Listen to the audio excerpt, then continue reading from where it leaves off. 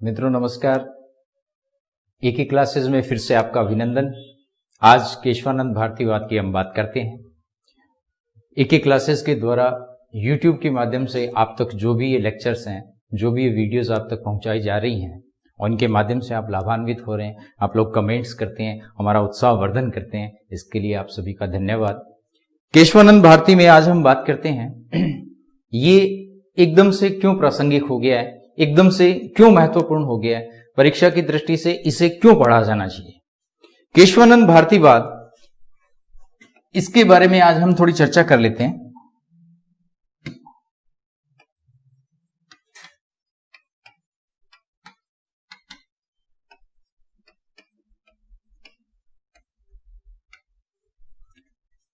केशवानंद भारतीवाद को समझते समय पहले तो हम ये देखेंगे कि ये वाद क्या था, ये वाद या यूं कह सकते हैं ये विवाद उत्पन्न क्यों हुआ।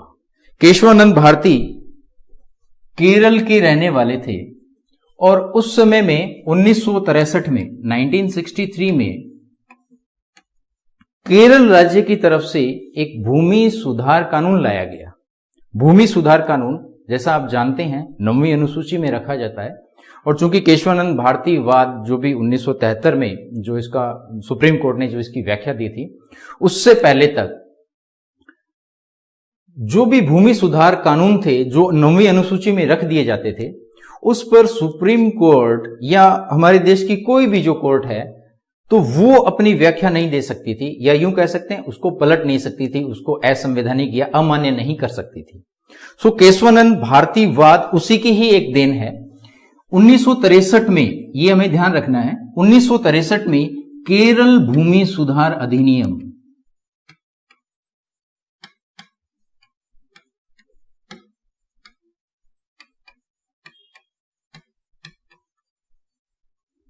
केरल भूमि सुधार अधिनियम लाया गया।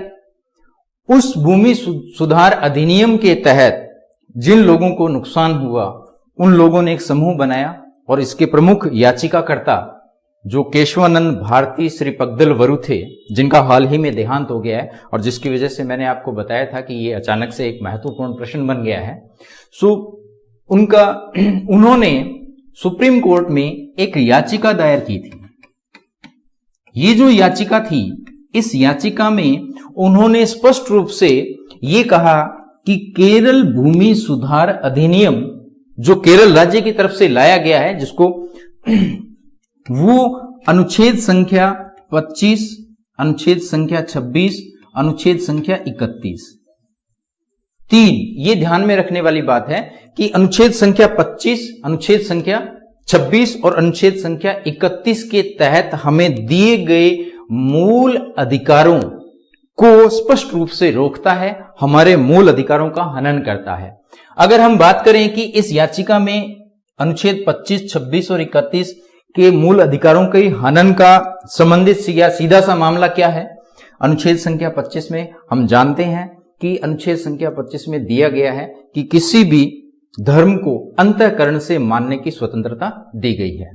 अनुच्छेद संख्या 26 में धार्मिक मामलों की स्वतंत्रता दी गई है और अनुच्छेद संख्या 31, इसके बारे में एक चीज ध्यान रखें, ये हम बात कर रहे हैं 1963 की, यानी 42वें संविधान संशोधन से पहले की। तो 42वें संविधान संशोधन में संपत्ति के अधिकार को मूल अधिकारों से हटा करके 300A में रख दिया गया, अनुच्छेद संख्या 300A में रख दिया गया, जो भी एक विधिक अधिकार है, किंतु पहले ये एक मूल अधिकार था। सो अनुच्छेद संख्या 31 संपत्ति का अधिकार जो एक मूल अधिकार था वो भी एक हनन माना गया। तो सुप्रीम कोर्ट में जब ये याचिका लगाएगी केशवानंद भारती और अन्यों के द्वारा केरल राज्य के या केरल राज्य के कानून के खिलाफ लगाई गई थी, तो उसमें इससे संबंधित ये मामले थे। एक तो बात यह है कि ये मुद्दा था क्या। 1963 में ये मुद्दा उठा, सुप्रीम कोर्ट में गया, सुप्रीम कोर्ट में इसके बहुत सारी सुनवाइयां हुई, सुप्रीम कोर्ट ने अपनी बहुत सारी इसके बारे में व्याख्या दी है और जो व्याख्या है वो जब हमारे सामने आई, यानी जब इसका फैसला जब सामने आया, उसका स्वरूप क्या रहा ये हम देखते हैं। मित्रों, केशवानंद भारती मामले में या केशवानंद भारती हमारी लोकतांत्रिक व्यवस्था, हमारी राज व्यवस्था या हमारे जो संविधान है उसकी जो यात्रा है, उस यात्रा में अब तक का सबसे महत्वपूर्ण वाद कहा जा सकता है, फैसला कहा जा सकता है। ये वाद स्वर्णिम अक्षरों में लिखा गया है। इसे हम इस तरीके से समझ सकते हैं। पहली बात, इसमें क्या क्या है? सुप्रीम कोर्ट ने जब केशवानंद भारती मामले की व्याख्या की तो उसमें पहली बात तो ये थी कि अब तक सबसे बड़ी पीठ, 13 सदस्यीय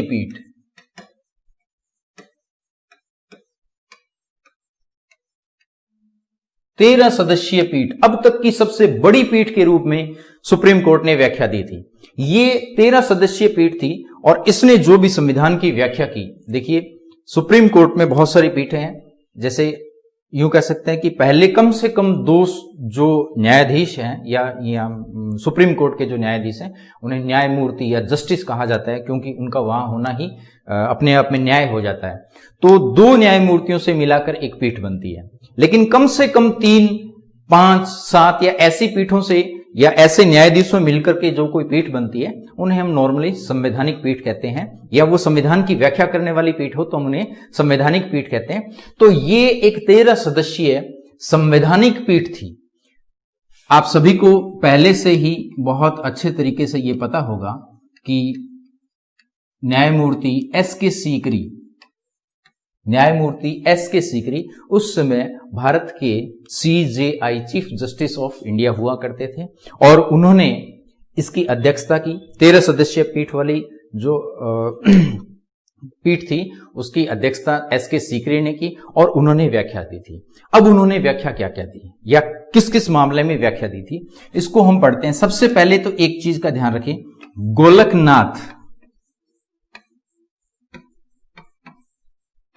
जो गोलकनाथ मामला था, आगे हम इसके बारे में विस्तार से पढ़ेंगे कि गोलकनाथ मामला क्या था। हेनरी गोलकनाथ पंजाब का एक आंग्ल भारतीय व्यक्ति था, एक एंग्लो इंडियन व्यक्ति था। उसकी कोई औलाद नहीं थे, या यूं कह सकते हैं उसे कोई वारिस नहीं था उसकी संपत्ति का। तो पंजाब सरकार ने भी उसकी जो संपत्ति थी उसको अनिवार्य अधिग्रहण के तहत वो जमीन जो है वो सरकार ने रख ली थी। तो गोलकनाथ मामले की व्याख्या भी उन्होंने की थी। इसके अलावा इस पीठ ने जो बहुत बड़ा और जो महत्वपूर्ण निर्णय जिसे कह सकते हैं वो दिया था, वो था 368, अनुच्छेद संख्या 368, भारतीय संविधान का एक अनुच्छेद जो संसद को संविधान में संशोधन करने की शक्ति प्रदान करता है। अनुच्छेद संख्या 368 की जो संसद की शक्ति है संविधान में संशोधन करने की, इस पर 13 सदस्यीय पीठ ने या केशवानंद भारतीवाद में सुप्रीम कोर्ट ने व्याख्या दी थी। 2 बात ये। तीसरी बात, इस पीठ ने जो बहुत बड़ा काम किया था वो ये भी किया था कि भारतीय संविधान की यात्रा के अंदर जो 24वां संविधान संशोधन है, जो 24वां संविधान संशोधन अधिनियम है वो, और 25वां संविधान संशोधन अधिनियम जो है, इनकी व्याख्या की थी। और 24वें संविधान संशोधन में क्या था कि इस संशोधन में यह कहा गया, संविधान संशोधन में यह कहा गया कि संसद भारतीय संविधान के किसी भी भाग में संशोधन करने की शक्ति रखती है। मतलब वो मूल अधिकारों में भी, वो चाहे प्रस्तावना हो या फिर वो राष्ट्रपति का मामला हो या वो संसद का मामला हो, राज्य का कोई मामला हो, तो संसद के पास ये शक्ति है कि वो भारतीय संविधान के किसी भी पार्ट में, किसी भी भाग में संशोधन कर सकती है। ये बात कही गई थी 24वें संविधान संशोधन अधिनियम के अंदर। उसके बाद 25वां संविधान संशोधन, 25वां संविधान संशोधन, उसमें कहा गया था, 25वां संविधान संशोधन अधिनियम जो है, और उसके अंदर यह स्पष्ट रूप से कहा गया था कि संसद को यह अधिकार है कि वो किसी भी व्यक्ति के संपत्ति से संबंधित अधिकारों में किसी भी प्रकार की कटौती कर सकती है। 2 बात। अभी तक हमने केशवानंद भारतीवाद में, या ये जो हमारे लिए सामने जो टॉपिक है उसमें हमने क्या पढ़ा है कि केशवानंद भारतीवाद क्या था, कहां से संबंधित था, केशवानंद भारती और अन्य बनाम केरल राज्य का ये जो वाद था, ये एक याचिका सुप्रीम कोर्ट में गई थी और सुप्रीम कोर्ट ने इसमें क्या किया था, जो व्याख्या दी थी वो किन किन मामलों में दी थी। सबसे बड़ी बात, गोलकनाथ मामले को उन्होंने फिर से दोहराया था और उसके बारे में अपनी व्याख्या दी थी। उसके बाद अनुच्छेद संख्या 368 में संसद की जो संविधान में संशोधन करने की जो शक्ति है उसको परिभाषित किया था। और इसके अलावा 24वें संविधान संशोधन अधिनियम और 25वां संविधान संशोधन अधिनियम, 24वां संविधान संशोधन अधिनियम जो है वो मूल अधिकारों में संशोधन करने की संसद की जो शक्ति थी उसके बारे में भी उन्होंने व्याख्या दी थी। और इसके अलावा 25वां संविधान संशोधन अधिनियम, जिसमें कहा गया था कि संसद को ये शक्ति है कि वो संपत्ति के अधिकारों में भी कटौती कर सकती है, उसमें भी इसको व्याख्या दी गई थी। अब मित्रों, हम गोलकनाथवाद को देख लेते हैं। हमने बात की थी कि गोलकनाथवाद में भी इससे संबंधित जो व्याख्या की गई थी, तो गोलकनाथ मामला क्या था।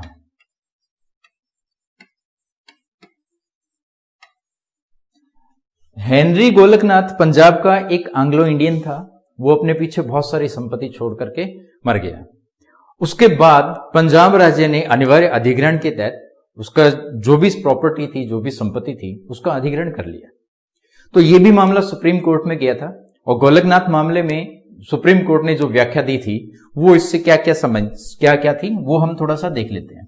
पहली बात तो गोलकनाथ मामले में अनुच्छेद 368 के बारे में बात की गई। गोलकनाथ वाद में आप ध्यान रखिएगा इस बिंदु को, इस पॉइंट को विशेष तौर पे।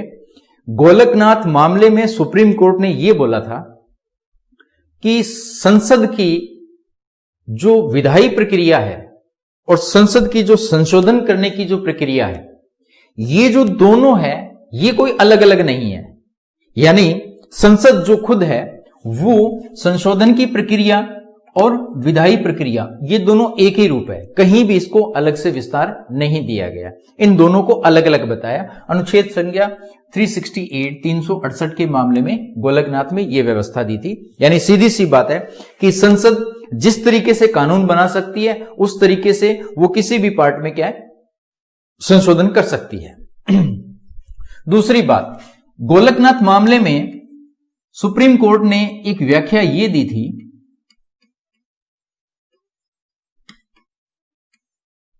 कि संसद भारतीय संविधान के किसी भी पार्ट में, किसी भी भाग में संशोधन तो कर सकती है, किंतु मूल अधिकारों में संशोधन करने की शक्ति उसके पास नहीं है, बिल्कुल भी नहीं है। यह कहा गया था गोलकनाथ मामले के अंदर। दूसरी बात यह आपको ध्यान में रखनी है।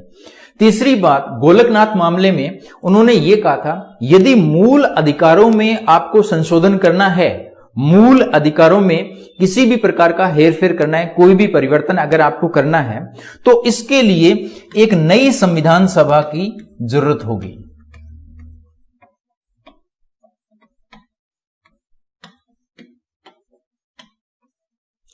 एक, दो, तीन, ये तीन बातें गोलकनाथ वाद की प्रमुख बातें हैं जिसमें सुप्रीम कोर्ट ने फैसला दिया था। जिस तरीके से हमारे संविधान के निर्माण में एक संविधान सभा का गठन किया गया, ठीक वैसे ही संविधान के मूल अधिकारों वाला जो भाग है, ये जो मूल अधिकार का जो पार्ट है, उसमें संशोधन के लिए एक नई संविधान सभा की आवश्यकता होगी। ये गोलकनाथ वाले मामले में किया गया, बात कही गई थी। तो हमने ये चीज देखी थी कि केशवानंद भारती मामले में सुप्रीम कोर्ट ने जो निर्णय दिया था उसमें गोलकनाथ को बहुत अच्छे तरीके से परिभाषित किया गया था, बहुत अच्छे तरीके से स्पष्ट किया गया था। अब ये जो गोलकनाथ वाला मामला था, जब सुप्रीम कोर्ट का ये वर्डिक्ट आया, जब ये फैसला आया, तो उसके बाद में सरकार ने इससे संबंधित बहुत सारे महत्वपूर्ण परिवर्तन किए गए थे। हम थोड़ी सी एक यात्रा वो भी देख लेते हैं। तो जो गोलकनाथ वाला मामला था, जब सुप्रीम कोर्ट का ये वर्डिक्ट आया, तो वर्डिक्ट आने के बाद में सरकार ने सबसे पहला काम किया 24वां संविधान संशोधन विधेयक लेकर गया। और जब 24वां संविधान संशोधन विधेयक, 24वां संविधान संशोधन अधिनियम बना, तो उस अधिनियम में एक बात तो स्पष्ट यहां पे कही गई कि अनुच्छेद 13 के तहत जो विधि शब्द आता है, अनुच्छेद 13 के तहत जो विधि शब्द है, वो विधि शब्द संविधान संशोधन पर लागू नहीं होगा। एक बहुत बड़ी बात यहां पे ये कही गई। इसका मतलब यह है कि संसद के पास यह अधिकार है कि वो संविधान के किसी भी भाग, यानी यहां तक कि मूल अधिकारों में भी संशोधन कर सकती है। एक तो बात ये हुई। उसके बाद अनुच्छेद जो 13 है उसके सुसंगत ही हम देखते हैं 25वां संविधान संशोधन लेके रहे। 25वां संविधान संशोधन अधिनियम जो है, और उसमें ये स्पष्ट सरकार ने ये लिखित रूप में ये दिया, या यूं कह सकते हैं इस अधिनियम के अंदर ये लिखा कि भूमि अधिग्रहण से संबंधित जो भी मामला होगा उसका निर्धारण संसद करेगी, ना कि न्यायालय, और उसकी जो क्षतिपूर्ति होगी वो संसद अपने हिसाब से करेगी। ये 25वां संविधान संशोधन अधिनियम लाया गया, ये गोलकनाथ मामले के बाद लाया गया। इसके अलावा 29वां कॉन्स्टिट्यूशनल अमेंडमेंट 29वां संविधान संशोधन अधिनियम भी लाया गया। 29वें संविधान संशोधन अधिनियम जो लाया गया था, और उसके मामले में संसद ने क्या कहा कि जो हमारी 9वीं अनुसूची है, हम जानते हैं कि मूल संविधान के अंदर 8 ही अनुसूचियां थी, 9वीं अनुसूची नहीं थी, जो 9वीं अनुसूची जोड़ी गई थी, और उसमें 29वें संविधान संशोधन के माध्यम से यह लिखा गया कि 9वीं अनुसूची में समाविष्ट किए गए जितने भी प्रकार के कानून हैं उसके मामले में सुप्रीम कोर्ट कोई भी हस्तक्षेप नहीं कर सकता। ये 3 अधिनियम गोलकनाथ मामले के बाद आए। इसीलिए हमने इससे थोड़ी देर पहले बात की थी कि केशवानंद भारती मामले में एक तो गोलकनाथ जो मामला है उसको स्पष्ट किया गया, दूसरी बात 24वां और 25वां संविधान संशोधन अधिनियम जो है उसकी व्याख्या की गई। सो ये जो दो थे 24वां और 25वां, इसके बारे में हम चर्चा करते हैं कि आगे क्या किया गया, केशवानंद भारती मामले में क्या किया गया। अब देखते हैं कि गोलकनाथ मामले में जो भी सुप्रीम कोर्ट ने कहा, तो उसके बाद जो केशवानंद भारती वाद है उसका जो निर्णय दिया, वर्डिक्ट दिया सुप्रीम कोर्ट ने, तो फिर वो सुप्रीम कोर्ट ने उस समय में क्या बोला। यहां भी हम क्या करते हैं, 3 बातों को विशेष तौर पे ध्यान रख लेते हैं। पहला तो क्या था, गोलकनाथ जो मामला था, गोलकनाथ वाद जो था उसको सुप्रीम कोर्ट ने सही किया। जो गोलकनाथ वाद में कहा था कि जो संसद के पास जो शक्तियां हैं, जो विधायी प्रक्रिया है और जो संशोधन प्रक्रिया है वो एक ही है, संसद ने इसको सही किया और स्पष्ट रूप से कहा था कि संसद की जो दोनों शक्तियां हैं, विधायी और संशोधन, ये दोनों शक्तियां अलग अलग है। ये बात विशेष तौर पे ध्यान रखनी है। दूसरी बात, सुप्रीम कोर्ट ने और क्या कहा, 24वें संविधान संशोधन अधिनियम में हमने ये चीज देखी थी कि संसद ने अपने आप में एक नियम बनाया था कि जो संसद की जो शक्ति है, संशोधन की शक्ति है, वो संविधान के पूरे संविधान के किसी भी भाग पर, किसी भी अनुच्छेद पर लागू होती है। उस मामले को बिल्कुल सही ठहराया। और अब वर्तमान में क्या व्यवस्था है, केशवानंद भारती वाद के अनुसार क्या व्यवस्था है कि संसद भारत के संविधान के किसी भी भाग में संशोधन कर सकती है, उसके पास ये संशोधन करने की शक्ति है। लेकिन इस मामले में उन्होंने एक और बात कही कि मूल ढांचा है, भारतीय संविधान का जो मूल ढांचा है, भारतीय संविधान की जो आधारभूत संरचना है, उसमें परिवर्तन नहीं किया जा सकता और इसे ही मूल ढांचे का सिद्धांत कहा जाता है। सुप्रीम कोर्ट का मूल ढांचे का सिद्धांत केशवानंद भारती में सुप्रीम कोर्ट के द्वारा दिया गया। हालांकि सुप्रीम कोर्ट ने यह स्पष्ट नहीं किया कि मूल ढांचा है क्या, मूल ढांचा किसे कह सकते हैं। सुप्रीम कोर्ट ने कहा कि मूल ढांचे का मतलब यह है कि जो संविधान की आत्मा के अनुरूप है, जो संविधान के उद्देश्य हैं, उनको नष्ट नहीं किया जा सकता। संसद कोई भी संशोधन करके मूल ढांचे को परिवर्तित नहीं कर सकती, बिल्कुल भी नहीं कर सकती। 24वें संविधान संशोधन के जो ये निर्णय था कि किसी भी भाग में संशोधन कर सकती है, बिल्कुल कर सकती है, लेकिन मूल ढांचे में कोई छेड़छाड़ नहीं कर सकती। सुप्रीम कोर्ट ने यह भी कहा मूल ढांचे को हम आज ही परिभाषित नहीं कर सकते, समय समय पर हम मूल ढांचे की व्याख्या करते रहेंगे। और हमारी सुप्रीम कोर्ट, हमारी जो उच्चतम न्यायालय है, तो वो समय समय पर मूल ढांचे के बारे में बात करता भी है। 2 बात तो ये हुई कि गोलकनाथ मामले में और 24 में ये जो संविधान संशोधन अधिनियम है उसके बारे में उन्होंने ये कहा। अब उसके बाद में मूल ढांचे का जो सिद्धांत आया है केशवानंद भारती मामले में, मूल ढांचे में सिद्धांत जो आया, इसके साथ ही हमने जो पीछे वाला जो वीडियो था उसमें हमने बात की थी कि हमारी जो उद्देशिका है, हमारी जो प्रस्तावना है, ये प्रस्तावना हमारे संविधान का भाग है। ये भी एक बहुत बड़ी बात थी और ये एक बहुत बड़ा निर्णय था, ये केशवानंद भारती मामले में कहा गया था। तो मित्रों, केशवानंद भारती मामला या केशवानंद भारतीवाद जिसका जो निर्णय 1973 में आया था, सो ये अपने आप में भारतीय संविधान में मील का पत्थर है और ये एक स्वर्णिम अक्षरों में लिखा जाएगा। समय समय पर इसकी व्याख्या की जाती रही है, समय समय पर लोग हैं इसे एक नए रूप में देखते आए हैं और आज भी हमारे लिए बिल्कुल प्रासंगिक है। और ये क्यों इंपॉर्टेंट है ये भी हमने बात कर ली है।